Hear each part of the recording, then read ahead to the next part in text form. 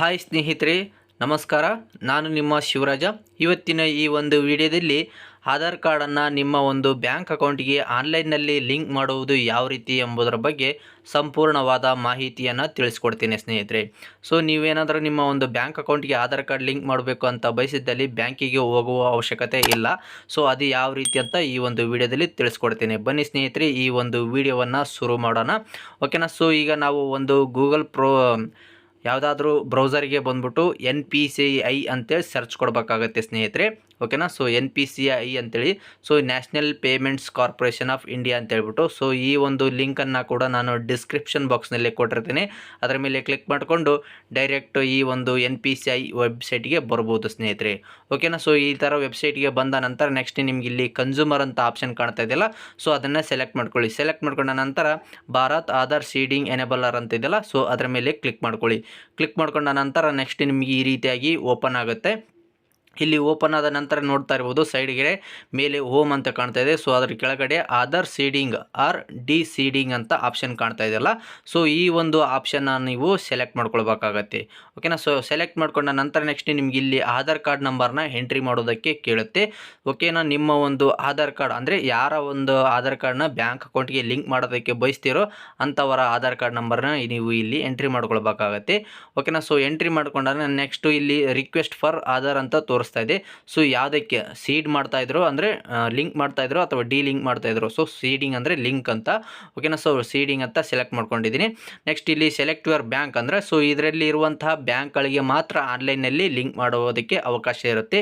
So ಇದರಲ್ಲಿ ನಿಮ್ಮ ಒಂದು ಬ್ಯಾಂಕ್ ಅಕೌಂಟ್ ಇಲ್ಲಪ್ಪ ಅಂದರೆ ನೀವು ದಯವಿಟ್ಟು ನಿಮ್ಮ ಒಂದು ಬ್ಯಾಂಕ್ಗೆ ಹೋಗಿಬಿಟ್ಟು NPCI ಫಾರಮ್ ಬರುತ್ತೆ, ಆಧಾರ್ ಕಾರ್ಡ್ ಸೀಡಿಂಗ್ ಮಾಡೋ ಫಾರಮ್ಮು, ಅದನ್ನು ಫಿಲಪ್ ಮಾಡಿಬಿಟ್ಟು ನೀವು ನಿಮ್ಮ ಒಂದು ಬ್ಯಾಂಕಲ್ಲಿಗೆ ಕೊಟ್ಟರೆ ಮಾಡಿಕೊಡ್ತಾರೆ ಸ್ನೇಹಿತರೆ. ಓಕೆ. ಸೀಡಿಂಗ್ ಟೈಪ್ ಅಂದರೆ ನಾವು ಫ್ರೆಶ್ ಆಗಿ ಸೀಡ್ ಮಾಡ್ತಾ ಇದ್ವಲ್ಲ, ಸೊ ಹಂಗಾಗಿ ಇಲ್ಲಿ ಫ್ರೆಶ್ ಸೀಡಿಂಗ್ ಅಂತ ಇದೆಯಲ್ಲ, ಸೊ ಅದನ್ನು ಆಪ್ಷನ್ನ select ಮಾಡ್ಕೊಳ್ಬೇಕಾಗತ್ತೆ.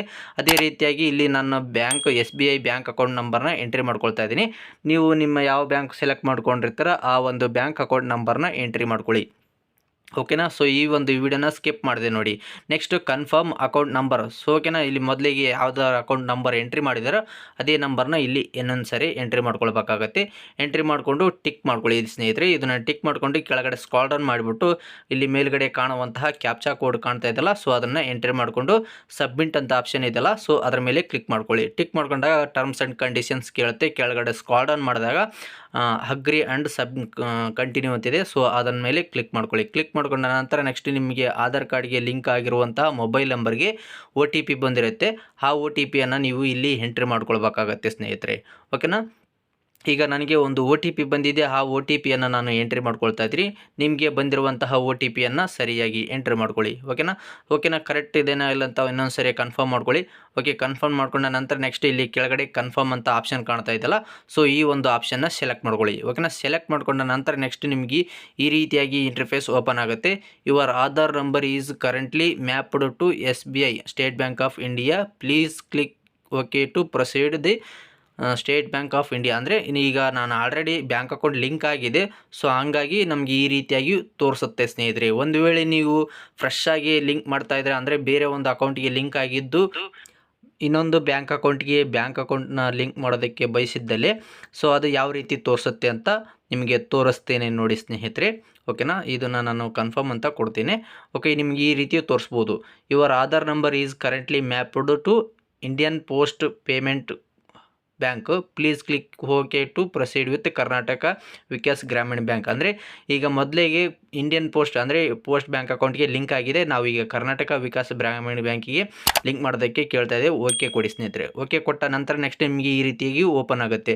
Aadhaar seeding is pending status. Kindly check your some time after some time your reference number ಕೂಡ ಬರುತ್ತೆ ಸ್ನೇಹಿತರೆ. ಈ ರೆಫರೆನ್ಸ್ ನಂಬರ್ ಕಾಪಿ ಮಾಡಿಕೊಂಡು ನೀವು ಅದನ್ನು ಆಮೇಲೆ ಚೆಕ್ ಮಾಡ್ಕೊಳ್ಬೋದು. ನೆಕ್ಸ್ಟ್ ಇನ್ನೊಂದು ಸರಿ ಕನ್ಫರ್ಮೇಷನ್ ಬರುತ್ತೆ ನೋಡ್ಬೋದು.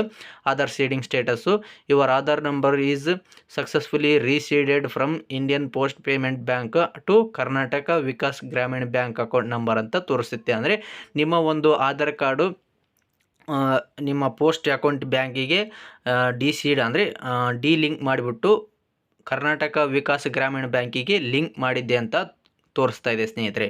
ಓಕೆನಾ, ನೋಡಿದ್ರಲ್ಲ ಸ್ನೇಹಿತರೆ, ಇವತ್ತಿನ ಈ ಒಂದು ವಿಡಿಯೋದಲ್ಲಿ ಆನ್ಲೈನ್ನಲ್ಲಿ ನಿಮ್ಮ ಒಂದು ಬ್ಯಾಂಕ್ ಅಕೌಂಟಿಗೆ ಆಧಾರ್ ಕಾರ್ಡ್ ಲಿಂಕ್ ಮಾಡುವುದು ಯಾವ ರೀತಿ ಎಂಬುದರ ಬಗ್ಗೆ ತಿಳಿಸ್ಕೊಟ್ಟಿದ್ದೀನಿ. ಸೊ ಈ ಒಂದು ವಿಡಿಯೋ ನಿಮಗೆ ಇಷ್ಟವಾಯಿತು ಅಂತ ನಾನು ಭಾವಿಸ್ತೀನಿ. ಈ ಒಂದು ವಿಡಿಯೋ ಇಷ್ಟವಾದಲ್ಲಿ ಲೈಕ್ ಮಾಡಿ, ಈ ಒಂದು ವಿಡಿಯೋವನ್ನು ಎಲ್ಲ ವಾಟ್ಸಪ್ ಗ್ರೂಪ್ಗಳಿಗೆ ತಪ್ಪದೇ ಶೇರ್ ಮಾಡಿ ಸ್ನೇಹಿತರೆ. ತುಂಬ ಧನ್ಯವಾದಗಳು.